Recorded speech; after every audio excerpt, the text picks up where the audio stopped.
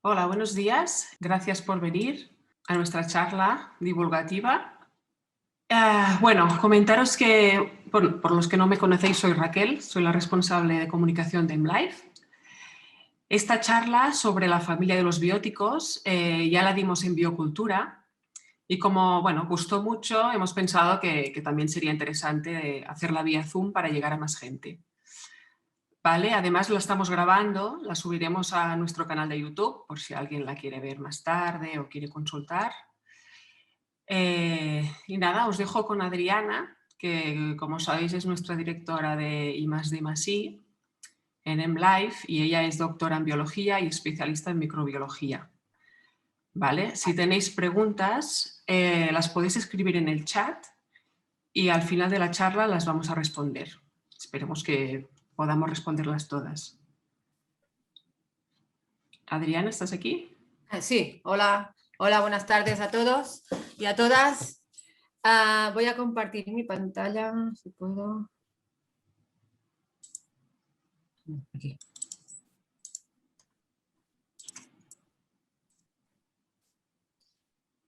Vale, ¿estáis viendo la presentación? Sí. Vale, perfecto.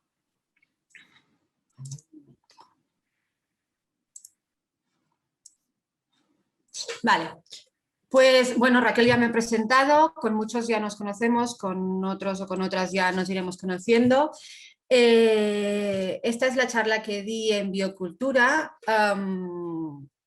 Espero que os guste. Pensé en este tema para biocultura porque cada día van saliendo más palabras relacionadas con este tema, que si prebióticos, que si probióticos, que si simbióticos, para probióticos, posbióticos, bueno, hay mil palabras y todos los que estamos aquí estamos aquí porque nos interesa el mundo de los microorganismos, de la microbiota, y en este campo van a ir saliendo palabras nuevas, estudios nuevos, y creo que es importante aclarar lo que hay hasta ahora y tener claro de qué hablamos cada vez que hablamos de cada una de estas palabras. Bueno, empiezo por explicaros. La palabra bióticos o la raíz de la palabra bióticos significa relacionado con la vida, relacionado con organismos vivos o microorganismos vivos. Por lo tanto, en este caso son productos relacionados que contienen microorganismos vivos o que están relacionados con los microorganismos vivos. Pero para entender esta familia de bióticos, primero hace falta hacer un breve resumen de lo que es la microbiota. No voy a explicaros en esta charla lo que es la microbiota porque muchos ya lo sabéis y porque tenemos otras charlas que, por ejemplo, la del doctor Manuel Alcántara, que está mucho más especificada, está mucho más pensada para explicar lo que es la microbiota. Simplemente os voy a hacer un resumen para poder hablar después del tema. La microbiota, como ya sabéis, son el conjunto de microorganismos que viven en un entorno definido. En el caso del cuerpo humano, la microbiota humana, pues son los microorganismos que viven en nuestro cuerpo. Pueden ser bacterias, pueden ser arqueas, eucariotas o virus. Cualquier microorganismo que exista. Viven en nuestro cuerpo en simbiosis. Eso quiere decir que a cambio de que nosotros les demos un hogar donde vivir y comida, ellos ejercen efectos beneficiosos en nuestra salud. De hecho, sin los microorganismos que viven en nuestro cuerpo, no podríamos ni existir, no hubiéramos ni evolucionado. Dentro de la microbiota existen diferentes tipos de microbiota según el sitio donde se encuentren. ¿Por qué? Porque los microorganismos se acostumbran o se seleccionan según el ambiente en el que se encuentren. Es decir, no es lo mismo el ambiente que tenemos en la boca que el que tenemos en la piel o el que tenemos en el colon. El ambiente, las características del ambiente será diferente y por lo tanto los microorganismos que pueden vivir en una parte u otra del cuerpo son diferentes. Una microbiota muy importante para nuestra supervivencia y nuestro bienestar es la microbiota intestinal. que son los microorganismos que viven en nuestro tracto gastrointestinal, desde la boca hasta el anus, pasando por el estómago, los intestinos, el intestino grueso, el colon, etc. De hecho, esta microbiota intestinal es tan importante que el 95% de los microorganismos que viven en nuestro cuerpo residen en la microbiota intestinal. Está concentrada en el intestino. ¿Y por qué es tan importante? Pues porque el intestino es la puerta a nuestro cuerpo. ¿Qué quiero decir con eso? Pues que toda la alimentación, todo lo que nuestro cuerpo recibe, lo recibe a través del intestino. Y por lo tanto el intestino es la puerta, es el vehículo que lleva salud a todo nuestro cuerpo. Y con el intestino estoy hablando también de la microbiota intestinal. De hecho, Hipócrates, el padre de la medicina, ya decía que todas las enfermedades comienzan en el intestino. Y la frase famosa de somos lo que comemos, de hecho tendríamos que cambiarla por somos lo que nuestras bacterias intestinales hacen con lo que comemos. Porque ejercen funciones la microbiota intestinal ejerce funciones tan importantes como las del riñón, las del hígado, las del cerebro o las de otro órgano. Por eso algunos científicos consideran que la microbiota intestinal como si fuera otro órgano. ¿Qué funciones pueden tener? Tienen muchísimas funciones, porque como os he dicho es la puerta del exterior hacia nuestro cuerpo. Pero, por ejemplo, ayudan a la nutrición, pueden fabricar vitaminas, hormonas u otras moléculas esenciales para nuestra supervivencia y bienestar. También ayudan a absorber nutrientes. Nos ayudan a obtener más energía de los alimentos porque son capaces de digerir alimentos que nosotros no podemos digerir. Entonces, estos alimentos que nosotros no podemos digerir se perderían. Y las bacterias de nuestros intestinos, los microorganismos de nuestros intestinos son capaces de aprovechar estos alimentos y obtener energía a partir de ellos. Y otras biomoléculas. Nos pueden ayudar a la digestión y a la motilidad intestinal, a tener una regulación intestinal. También mantienen la salud intestinal y la función barrera. El intestino, la pared del intestino está formada por diferentes capas. Entonces, esta es una estructura compleja y estas capas o esta pared del intestino tiene que ser capaz de dejar pasar hacia nuestro cuerpo los nutrientes, las moléculas beneficiosas, pero también tiene que impedir que los microorganismos, los patógenos y las moléculas que no... Entonces, esta barrera intestinal, esta función de barrera de la pared del intestino, tiene que ser suficientemente inteligente como para seleccionar lo que puede pasar y lo que no. Pues la microbiota intestinal es esencial en esta barrera. Una microbiota desequilibrada comporta muchos problemas para esta función barrera del intestino. Entonces, también intervienen en esta parte de la salud intestinal. También son capaces de defendernos directamente contra microorganismos patógenos. Pueden luchar directamente contra microorganismos patógenos. O pueden enseñar a nuestro sistema inmunitario a luchar contra los patógenos. Es decir, enseñan a nuestro sistema inmunitario a diferenciar entre los microorganismos buenos y los microorganismos malos, los patógenos, y a tolerar la existencia de microorganismos buenos en nuestro cuerpo, pero a luchar contra los patógenos.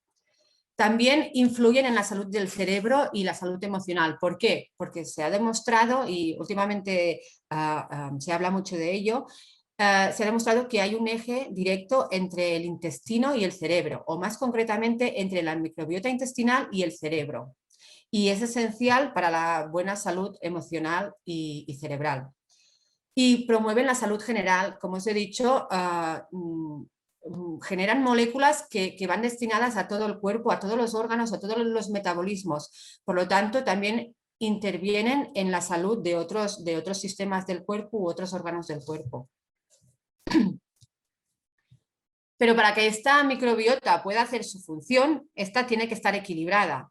¿Qué quiere decir que esté equilibrada? Pues tiene que haber una cantidad diversa, muy diversa de microorganismos, muchos microorganismos diferentes, y además cada uno de ellos tiene que estar en una cantidad adecuada, en un equilibrio entre ellos, y tiene que ser estable.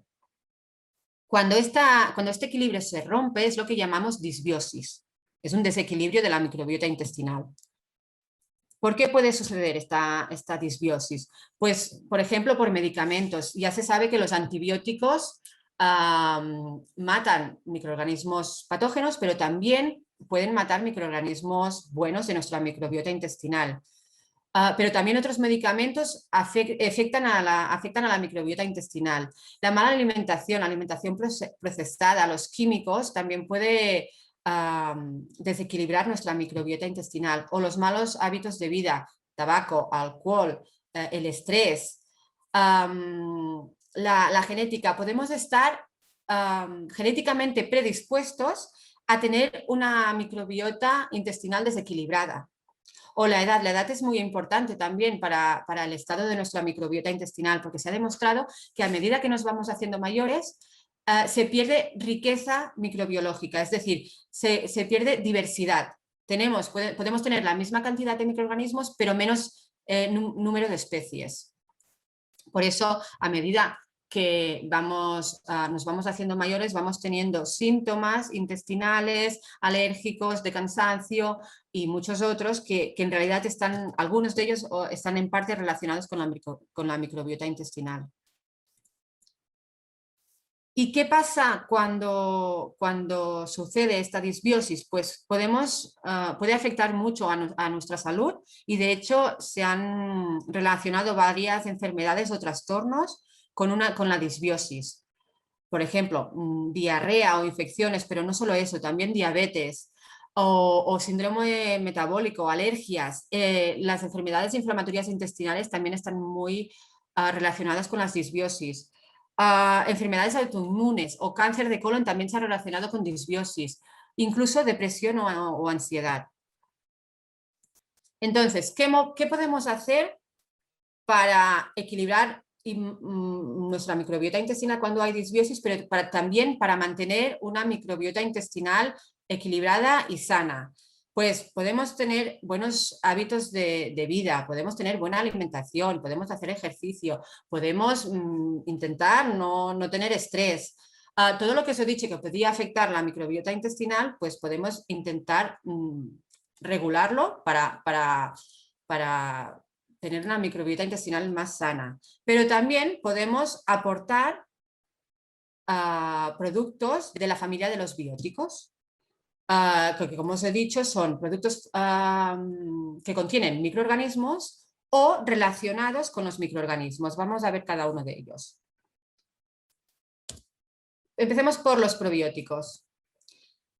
Voy a explicaros de cada componente de la familia qué es, qué beneficios tienen y dónde podemos encontrarlos. No va a ser una charla específica de los productos de MLife, pero va a ser divulgativa de qué son los probióticos y todo el mundo que los rodea. Los probióticos son microorganismos vivos que, administrados en la cantidad adecuada, confieren beneficios a la salud del huésped. ¿Qué quiere decir? Quiere decir que son productos que tienen que contener microorganismos vivos. Pueden estar aletargados, pueden estar durmientes o pueden estar activos, pero cuando llegan al colon o al intestino grueso, donde tienen que actuar, tienen que estar vivos y activos, que se tienen que activar. Además, los tenemos que tomar en una cantidad adecuada. ¿Qué quiere decir? Pues que no es suficiente con tomar 1000 bacterias. Tiene que haber una cantidad suficiente para ejercer un efecto beneficioso. ¿Cómo sabemos qué cantidad tenemos que tomar? Pues depende de cada probiótico, depende de lo que se ha demostrado científicamente. Cuando se hace un estudio de un probiótico o de un alimento probiótico o lo que sea, estudian ese probiótico y la cantidad que se da de ese probiótico. Por lo tanto, cada vez que adquiráis un probiótico tenéis que saber en qué cantidad se ha estudiado y en qué cantidad os lo estáis tomando. Y además tienen que conferir beneficios a la salud de la persona que se las toma. ¿Qué quiere y por qué es importante especificar esto? Pues es importante porque podemos tomar microorganismos en un yogur o en un alimento fermentado, podemos tomar microorganismos, pero puede que estos microorganismos no nos ejerzan beneficios en nuestra salud. O sea que tenemos que asegurarnos de que hay estudios que demuestran beneficios en nuestra salud. Pero en resumen, un probiótico son productos hechos o que contienen microorganismos vivos. ¿Qué tipo de probióticos hay o qué especies de probióticos hay? Pues hay muchísimas especies estudiadas. Estas que os muestro aquí en esta diapositiva son las más estudiadas, las más utilizadas. Suelen ser de la familia de los lactobacillus, de las bifidobacterias y también alguna levadura. Pero también depende de que se hayan hecho estudios con ellas y se han hecho estudios también con especies que no suelen estar en los productos, pero que también se están demostrando efectos probióticos. ¿Qué efectos tienen? Pues como son microorganismos vivos, que pueden ser similares pueden ser iguales que los de la microbiota, iguales que los que tenemos ya dentro, o similares, o pueden ser diferentes, pero que ejercen efectos beneficiosos. Pero uno de los principales beneficios son que promueven el equilibrio de la microbiota intestinal y por lo tanto pueden regular problemas de disbiosis. Como ayudan a equilibrar la microbiota intestinal, todos los beneficios que aporta la microbiota intestinal, los probióticos también los aportan, porque ayudan a la microbiota a que ejerza estos beneficios. Por lo tanto, ayudan al sistema inmunitario, combaten contra patógenos, ayudan a la digestión, a la producción de nutrientes, pero además también pueden ayudar en algunos casos de intolerancias, como por ejemplo algunas bacterias que tienen la enzima que degrada la lactosa y por lo tanto pueden ayudar en intolerancias a la lactosa. También, bueno, promueven la salud del intestino y la función barrera del intestino y se ha demostrado muchos efectos positivos en síntomas intestinales como que son capaces de regular diarrea, estreñimiento, hinchazón, cólicos y muchos otros síntomas intestinales. Existe lo que son los psicobióticos, que son los probióticos que ayudan en síntomas psicológicos, es decir, que intervienen en este eje intestino-cerebro. También se ha demostrado que son capaces de ayudar y tratar trastornos de la piel. Se han demostrado mucho en eczemas de niños, pero también en otros trastornos relacionados con el microbioma. ¿Por qué? Porque se ha demostrado que muchos trastornos de la piel tienen una parte de casuística que está relacionada con el microbioma. Psoriasis, con piel atópica, con dermatitis, tienen el microbioma alterado, el microbioma intestinal alterado, no solo el de la piel, sino también el intestinal. Por lo tanto, regulando el microbioma intestinal se pueden reducir los síntomas de trastornos de la piel. También pueden reducir, y de hecho hay estudios que demuestran que reducen el riesgo de enterocolitis necrotizante en bebés prematuros. Pueden incluso ayudar a controlar los niveles de colesterol moderadamente elevados, una parte importante de los niveles de colesterol. Y muchos otros beneficios en la salud porque están ayudando al sistema digestivo, al intestino y con ello pues, a toda la salud de nuestro cuerpo. ¿Cómo obtenemos probióticos? Os voy a explicar todas las formas con las que podemos obtener probióticos. La primera, natural, a través de alimentos o bebida fermentada. Por ejemplo, yogures, leches fermentadas, kéfir, kimchi, verdura fermentada, kombucha y muchos otros alimentos fermentados. ¿Qué pasa con este tipo de probióticos? Pues no sabemos qué cantidad estamos tomando. Ojalá exista etiquetaje que nos haga poner qué cantidad de microorganismos estamos tomando. Muchos de estos alimentos tampoco nos especifican qué cepas estamos tomando, qué especie de probiótico estamos tomando y si estas cepas tienen beneficios demostrados científicamente. Si podemos tener uno de estos productos que nos diga qué cantidad y qué cepas tiene, podríamos después llamarles probióticos. Si no cumplen con la definición de probiótico, en teoría no se les puede decir probióticos. ¿Qué más? Tened en cuenta que, los alimentos o bebidas fermentadas se utilizan microorganismos para fermentarlos, pero a veces no contienen microorganismos en el final del proceso. Por ejemplo, el pan o la cerveza o el vino. Se utilizan microorganismos para hacer pan y para hacer estas bebidas, pero después hay un proceso que mata estos microorganismos. Por ejemplo, el pan se hornea y con el calor se matan los microorganismos. La cerveza o el vino se filtran y con este filtrado se eliminan los microorganismos. Por lo tanto, aunque estos alimentos pueden ser muy beneficiosos, no serían probióticos porque no tienen microorganismos vivos. Por eso tened en cuenta que no todos los alimentos fermentados son probióticos. ¿Cómo podemos adquirir probióticos? Bueno, en este caso no es que tampoco les podemos decir probióticos, pero la naturaleza aporta microorganismos a nuestra microbiota. Por ejemplo, el parto vaginal es una colonización muy importante de microorganismos. Es una de las primeras, del primer contacto que tenemos con los microorganismos. Se está debatiendo, aún se está debatiendo si dentro del útero, dentro de la madre, ya hay microorganismos, pero es un debate que aún no está claro. Lo que sí que está claro es que en el parto vaginal, sobre todo, hay una colonización muy importante de microorganismos. La leche materna también es una fuente muy rica en probióticos. O el intercambio con otros microbiomas, es decir, con otras personas, los microorganismos que nos aportan otras personas o otros ambientes. De esta manera estamos enriqueciendo nuestra microbiota, lo que no podemos decir que sean probióticos porque no sabemos ni la cantidad ni las cepas. La forma clásica es con complementos alimenticios, que pueden ser pastillas, cápsulas, sobres, etc. Normalmente estos complementos alimenticios están liofilizados. ¿Qué quiere decir? Que están deshidratados. Al deshidratarlos, lo que hacen es quitarles el agua. Y como les quitan el agua, lo que hacen es inactivar los microorganismos, aletargarlos.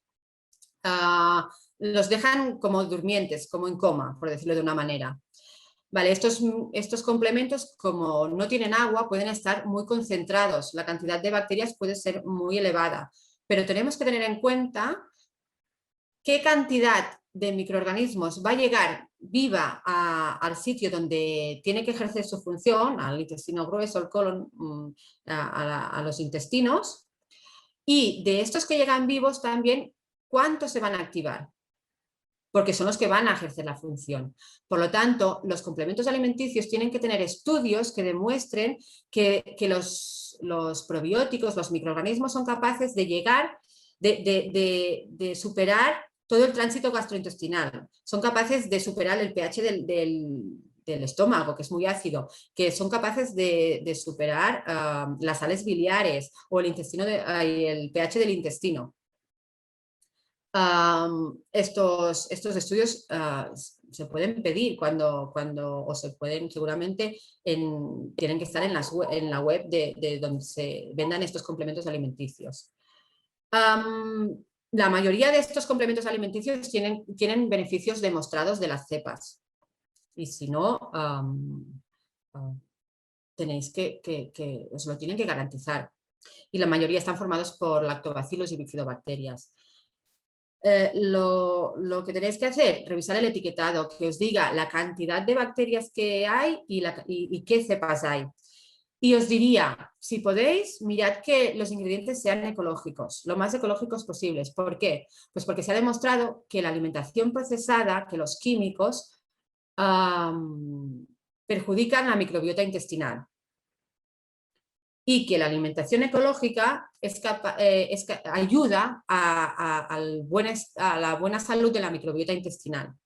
Tomarte un probiótico que tenga mucho químico, que tenga muchos procesados, es como contradictorio porque lo que quieres es mejorar tu microbiota intestinal. Por lo tanto, mirad que sean complementos alimenticios ecológicos. Una forma nueva de tomar probióticos es con los probióticos fermentados, líquidos y ecológicos de MLife.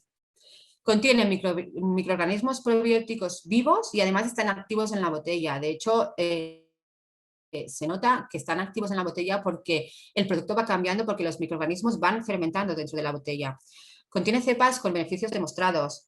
Contiene una cantidad suficiente de microorganismos. Lo que os digo, lo que os he dicho en todos los diferentes tipos de probióticos, que es importante la cantidad. Analizamos en cada lote y garantizamos que haya una cantidad suficiente. Además, al ser líquidos, contienen posbióticos, que es otro componente de la familia de los bióticos que os voy a explicar más adelante. Contiene ingredientes ecológicos y además naturales, no contiene ni conservantes, ni colorantes, ni aditivos artificiales. Otra parte de esta familia son los prebióticos. Así como os he dicho que los probióticos son microorganismos vivos, los prebióticos son alimento para los microorganismos. Es alimento, es un sustrato que utilizan los microorganismos del huésped y, como siempre, tiene que ejercer efectos beneficiosos que se tienen que demostrar. ¿Qué tipos de prebióticos hay? Pues mucha de la fibra es prebiótica, pero ojo que no toda es prebiótica, pero hay mucha que es prebiótica, como por ejemplo inulina, algunos oligosacáridos, los famosos, el FOS y el GOS. Almidón resistente y polidextrosa, son algunos ejemplos.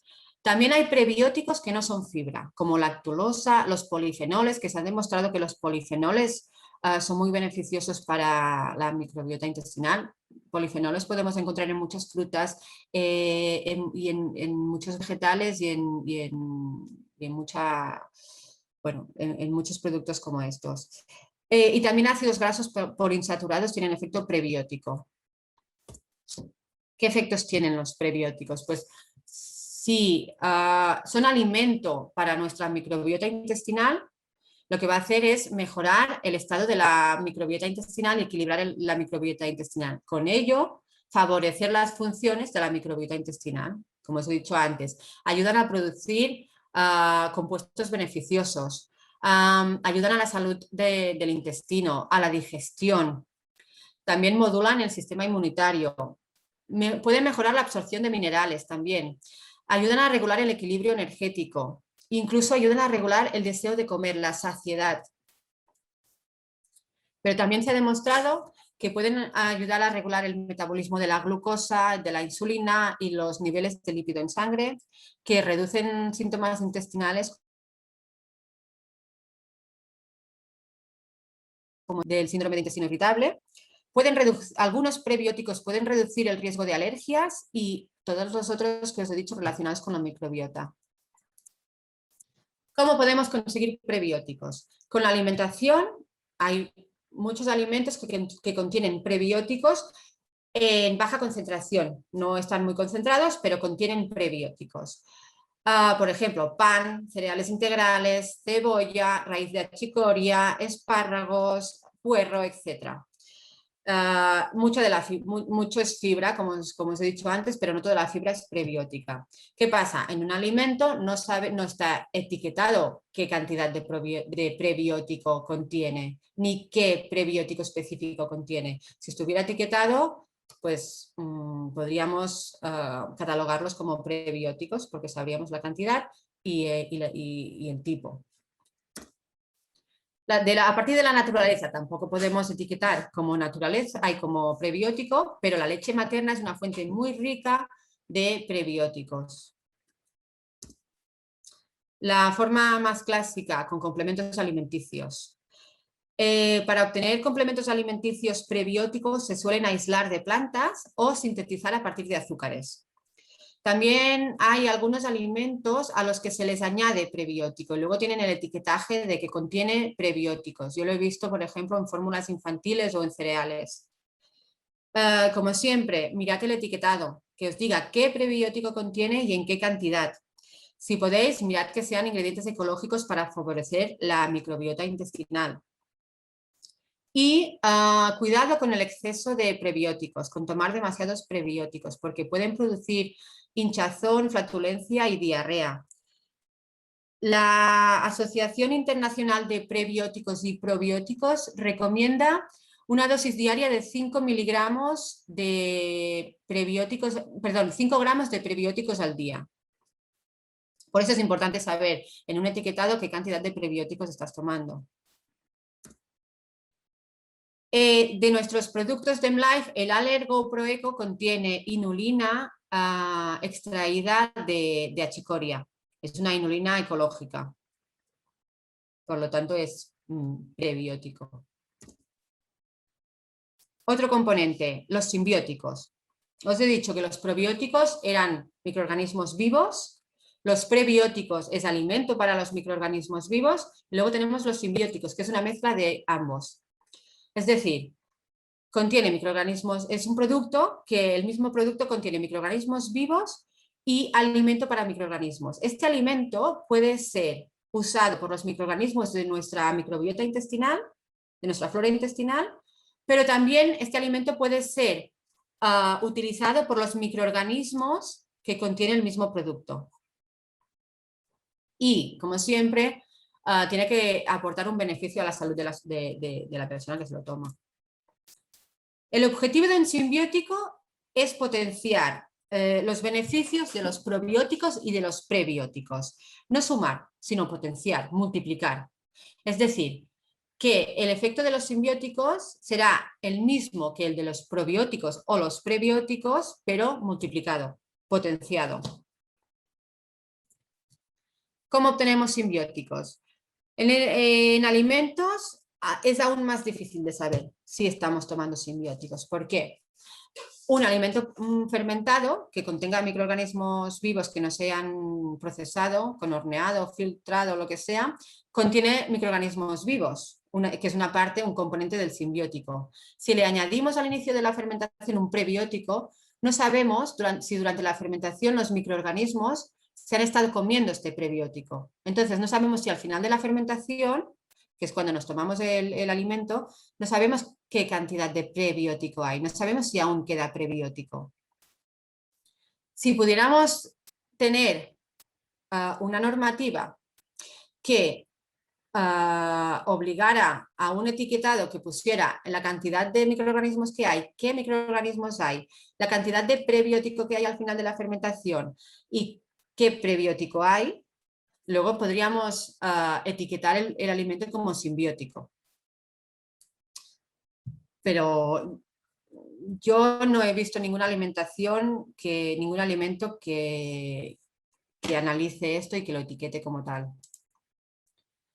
Como os he dicho, la leche materna tiene probiótico, tiene prebiótico y por lo tanto podría ser un simbiótico, pero es lo mismo, no sabemos ni qué cantidad ni qué tipo de probiótico y prebiótico estamos tomando. Lo más seguro o lo más riguroso es complementos alimenticios. Un complemento alimenticio que contenga prebiótico, que contenga probiótico, que esté etiquetado como tal, que te diga el tipo de cada uno y qué cantidad de cada uno. También pueden haber alimentos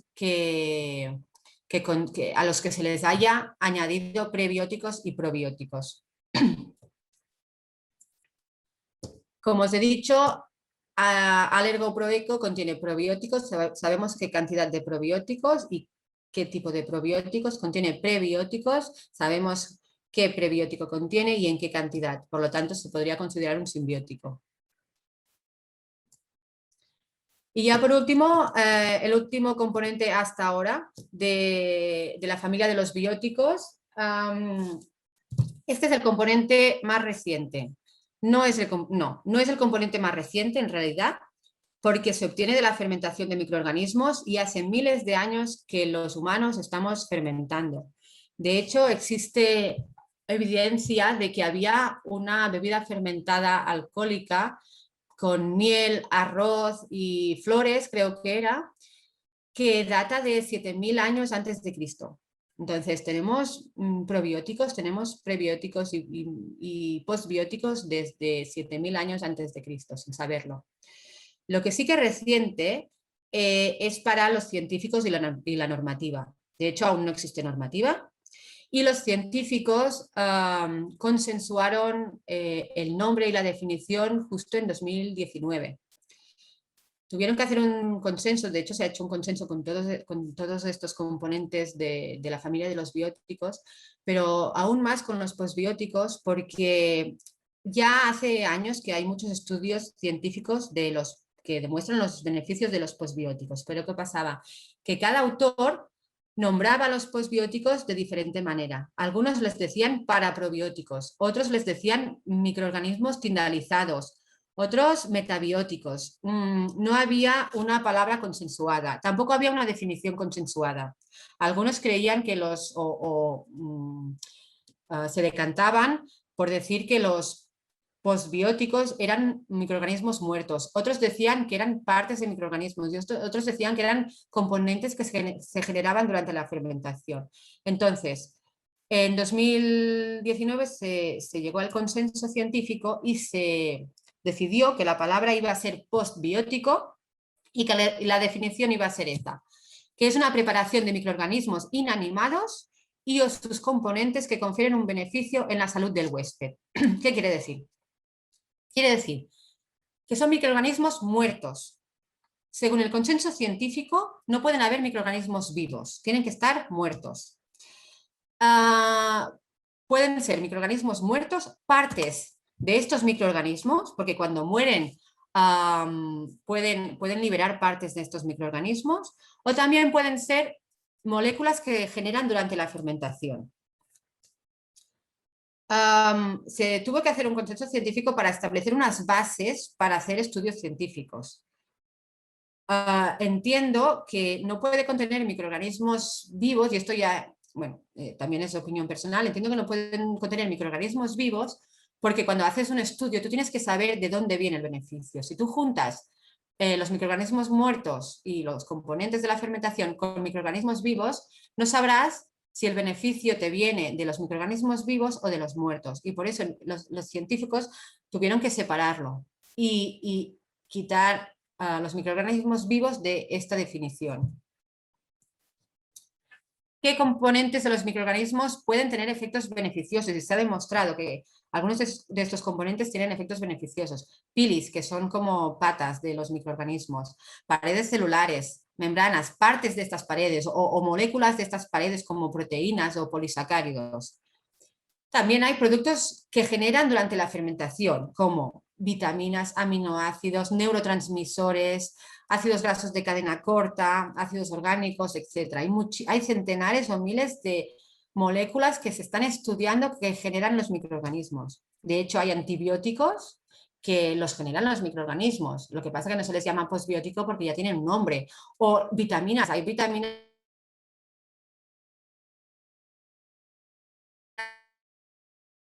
se excluyen de los posbióticos. Y muchas otras moléculas que se están estudiando y además ahora es un tema que se está estudiando muchísimo y van a haber muchos más estudios acerca de los posbióticos. ¿Qué efectos se han demostrado ya? Estos son algunos, se han demostrado muchísimos, pero algunos son que pueden regular la digestión y ayudar a la absorción de nutrientes, que ayudan a eliminar toxinas, que pueden regular el sistema inmunitario. También ayudan en esta comunicación entre el cerebro y el intestino, o al revés, que ayudan a promover el equilibrio de la microbiota intestinal. Por ejemplo, algunos son bacteriocinas o moléculas que tienen capacidad antimicrobiana que matan los microorganismos patógenos y así ayudan al equilibrio y a la supervivencia de los microorganismos buenos. También promueven la salud y la barrera intestinal. Ayudan al metabolismo general, al metabolismo de muchos órganos del cuerpo. Se ha demostrado que reducen síntomas intestinales de Helicobacter pylori, síntomas de síndrome de intestino irritable, de diarrea, efectos que produce el estrés en nuestro intestino. Los posbióticos también pueden mitigarlos. Y se están haciendo muchos estudios, como os he dicho, algunos, por ejemplo, en los efectos que produce el ejercicio intenso en nuestro cuerpo, en tuberculosis, en asma, en enfermedad pulmonar obstructiva, incluso en alopecia o en colitis. ¿Cómo nos tomamos posbióticos? Los complementos alimenticios es la forma más clásica o más segura para saber lo que nos estamos tomando. De todas formas, aún no existe normativa ni guías médicas. De momento, el término postbiótico solo está regulado a nivel científico para hacer los estudios. La normativa, además, siempre va muy lenta en estos temas y hasta, bueno, tardaremos años en saber cómo etiquetar y cómo catalogar los postbióticos en complementos alimenticios o en productos que podamos comprar. No existe etiquetado aún porque no hay normativa, pero cuando exista el etiquetado tenemos que fijarnos en qué postbióticos hay, sabremos cada postbiótico qué beneficio tiene y qué cantidad necesitamos para que tenga este efecto beneficioso. Y por lo tanto tendría que haber un detalle de la cantidad y del tipo de postbiótico que hay.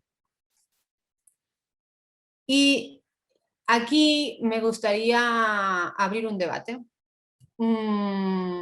Porque personalmente, de hecho, quise hacer esta charla en biocultura también porque tengo un debate personal con este tema y me gusta compartirlo. Como os he dicho, hay un consenso científico que es necesario para hacer el estudio. Yo personalmente creo que el consenso está bien formulado porque como científica sé que cuando haces un estudio tienes que controlar muy bien lo que estás estudiando y impedir que hayan factores externos que afecten al estudio. Si hay microorganismos vivos, como os he dicho, afecta a poder saber el beneficio que estamos viendo, de dónde viene. Esto a nivel científico, a la hora de hacer los estudios, pero me gustará ver cuando haya un consenso normativo, cuando hayan productos comerciales, ¿qué se va a considerar postbiótico? Por ejemplo, un alimento fermentado y procesado, como la cerveza, o como el pan, digamos como el pan, que se han utilizado microorganismos. Estos microorganismos durante la fermentación del pan han estado liberando moléculas beneficiosas y luego hay un horneado y este horneado mata los microorganismos. O sea que no contiene microorganismos vivos, como dice el consenso, contiene microorganismos muertos, partes de estos microorganismos y también las moléculas que ha generado esta fermentación. Entonces, ¿esto se podría considerar un postbiótico, un alimento postbiótico? Si analizamos los postbióticos que tiene el pan y lo etiquetamos y con la cantidad y el tipo de postbiótico que hay, según el consenso científico, podría ser un postbiótico. Entiendo que el consenso no se ha hecho para eso, pero es un debate que va a existir, supongo, cuando estén haciendo la normativa. Entonces, ¿qué más os quería decir de aquí? Lo mismo, teniendo en cuenta este ejemplo, ¿creéis que existen hoy en día alimentos o puede haber en un futuro alimentos que contengan postbióticos que podamos etiquetar como postbióticos? Y si realmente algún día no solo de los postbióticos, sino de toda la familia de los bióticos y en los alimentos, podemos analizar qué tipo de componente tiene, es decir, qué probiótico, qué prebiótico o qué postbiótico contiene y en qué cantidad, porque se puede analizar. Y lo podemos etiquetar. Podremos considerar que son alimentos probióticos, prebióticos o postbióticos o simbióticos. Entonces, ¿qué supone eso para la industria alimentaria? Para la industria alimenticia, perdón. Para mí, se abre un mundo de alimentos funcionales. Y siguiendo con el debate, los probióticos fermentados líquidos ecológicos de MLife contienen microorganismos vivos, que esto no cuadra con el consenso científico, contiene microorganismos muertos, esto sí, contiene partes de microorganismos y contiene los productos, las moléculas beneficiosas que se han generado durante la fermentación. Entonces, ¿podrían considerarse postbióticos? Ya lo veremos cuando exista una normativa para el etiquetado. Bien, hasta aquí mi charla y bueno, gracias por vuestra atención y si tenéis preguntas, si las sé responder, pues estaré encantada de responderlas. Hola a todos. Si tenéis preguntas las podéis escribir en el chat. Espero que os haya gustado. Al final es un... Digas. No, perdona, no estaba hablando solo. No veo el chat, eso es lo que quería decir. ¿No ves el chat? A ver. Aquí abajo.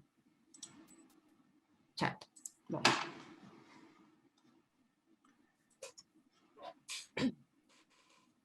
Bueno, y si no tenéis preguntas, sí que me gustaría a ver si alguien...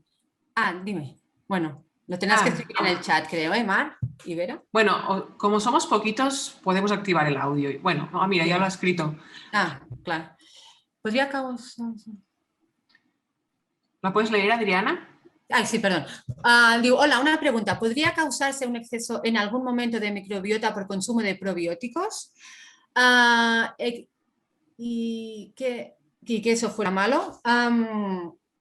No por consumo de probióticos vas a tener más microorganismos. Sí existe un síndrome que es el SIBO, que es un sobrecrecimiento en el intestino delgado de... ¿Me estás preguntando esto? Sí, ¿eh? Vale, perdón. Sí que existe el SIBO, que es un sobrecrecimiento en el intestino delgado de bacterias. En este caso, dando probióticos solos no se puede solucionar, pero no es causado por los probióticos. Si te tomas probióticos y tu intestino no los acepta porque ya está, bueno, por decirlo de una manera, ya está lleno, lo que vas a hacer es que o no los necesita por alguna manera, lo que vas a hacer es no absorberlos, no se van a instalar en el intestino, pero no puedes causar un exceso de microbiota por consumo de probióticos. Pero sí que tenéis que tener en cuenta, en un SIBO, primero se tiene que hacer el tratamiento y no dar más probióticos. Primero el tratamiento y después, cuando se acaba el tratamiento, normalmente es de antibióticos, luego dar los probióticos. Hola, cuando consigan definir el tipo de cepas y probióticos serán alimentos funcionales, ¿no? ¿Cuánto falta para eso? Pues no lo sé, pero nosotros llevamos años en este mundo. Hemos tenido que luchar mucho para conseguir registros, porque por ejemplo, éramos pioneros para el certificado del CCPAE de un probiótico como el nuestro. Estuvimos más de un año luchando convenciéndoles de que era un producto natural y no había mejor producto para certificar.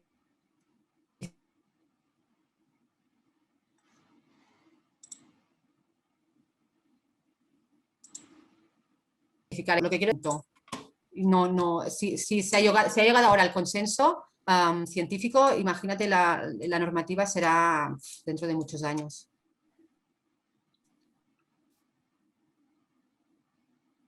Los productos de MLife están probados científicamente. Nosotros escogemos cepas que están probadas científicamente. Las cepas los productos de MLife están probados in vitro con los estudios demostrando que llegan al intestino la cantidad suficiente y activos y que ejercen su función. Sí que hemos demostrado el efecto contra patógenos, por ejemplo, de todos los productos de MLife. Y de otros estudios, lo que tenemos son los estudios de las cepas que utilizamos en los productos de MLife. ¿Cómo saber si tenemos una disbiosis?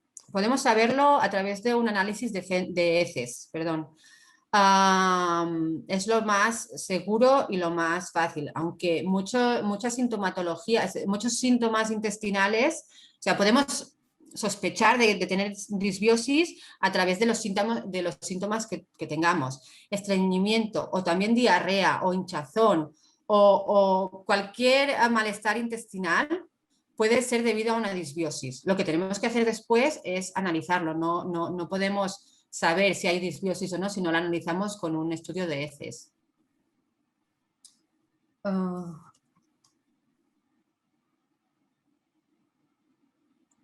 Nuestro organismo se acostumbra a los probióticos. ¿Es necesario hacer descansos si tomamos todos los meses probióticos líquidos de MLife? No, sinceramente, os explico, hay dos teorías. Hay una teoría o un colectivo de médicos que dice que debemos descansar y otro que no. De hecho, nosotros estamos constantemente introduciendo microorganismos desde que nacemos. Cuando nos tomamos un yogur, introducimos microorganismos y no nos han dicho nunca que tengamos que descansar de un yogur, que no podemos tomar yogur cada día.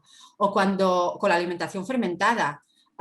Esto tendríamos que descansar si los probióticos de MLife contuvieran otras cosas, otras componentes, como algunas vitaminas o algunos minerales a los que el cuerpo sí se podría acostumbrar. Pero no nos podemos acostumbrar a obtener probióticos porque de hecho nuestro cuerpo está hecho para ir introduciendo microorganismos, para estar cada día en contacto con microorganismos. De hecho, vamos a tener un gran problema con el COVID, con todas las protecciones que nos están aislando me voy por las ramas, ya lo sé, pero bueno,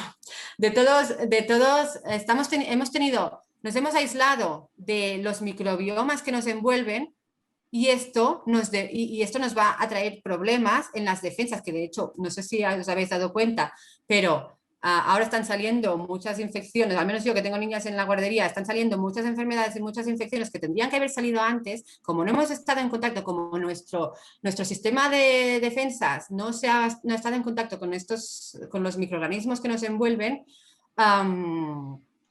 ahora se encuentran y están desprotegidos. Quiero decir, nuestro cuerpo tiene que estar siempre en contacto con microorganismos. Y si añadimos microorganismos probióticos de MLife, bueno, yo solo puedo hablar por los de MLife porque sé que contienen solo probióticos y ingredientes naturales, pero no hay un problema porque nuestro cuerpo ha evolucionado, nuestra especie, para estar siempre en contacto con probióticos. Bueno, con microorganismos. He visto varios estudios sobre los efectos positivos de los probióticos en el COVID en la Universidad de Roma y en Madrid. Se hacen en Cataluña. Cataluña, la verdad es que ahora mismo no lo sé, pero Cataluña es un puntal en la investigación. Bueno, en Barcelona, por ejemplo, hay uno de los centros, existen los centros de investigación más punteros del mundo. Y también en este tema, seguramente se están haciendo, en el clinic se están haciendo porque trabajan mucho con el microbioma, por ejemplo. No, la verdad es que no lo sé, pero sí se están demostrando muchos efectos positivos porque el COVID también afecta también el virus del SARS-CoV-2 también se instaura en el intestino y también se ha demostrado que tiene efectos perjudiciales en la salud intestinal. Se ha demostrado que las células del intestino también las degrada. Por lo tanto, probióticos que ayudan a restaurar la salud de las células intestinales y la microbiota, también se está viendo que será un aporte a la salud después del COVID. ¿Puede llegar a ayudar a activar el metabolismo tomar probióticos? Para adelgazar, me refiero, que activen enzimas que metabolicen más grasas acumuladas o favorezcan la tolerancia a la insulina. Sí, existen estudios de probióticos que ayudan a adelgazar, pero todas estas funciones que son más específicas, que no es en plan la salud general del intestino, las más específicas, tenemos que fijarnos en qué microorganismo se ha estudiado para adelgazar. O sea, quiero decir, no todos los probióticos sirven para adelgazar o no todos los probióticos sirven para la tolerancia a la insulina. No todos, solo los que se han estudiado, las cepas concretas que se han estudiado. Y por eso, si estáis interesados en alguno de estos beneficios concretos, tenéis que ir a buscar el estudio que os diga qué cepa es la que ejerce estos efectos. O también que depuren específicamente el hígado, acompañado de las dietas normoproteicas y bajas en carbohidratos. También hay estudios, también hay algunos probióticos, bueno, también hay una relación directa entre la microbiota intestinal y el hígado, evidentemente. Y también hay estudios que ayudan en la función del hígado.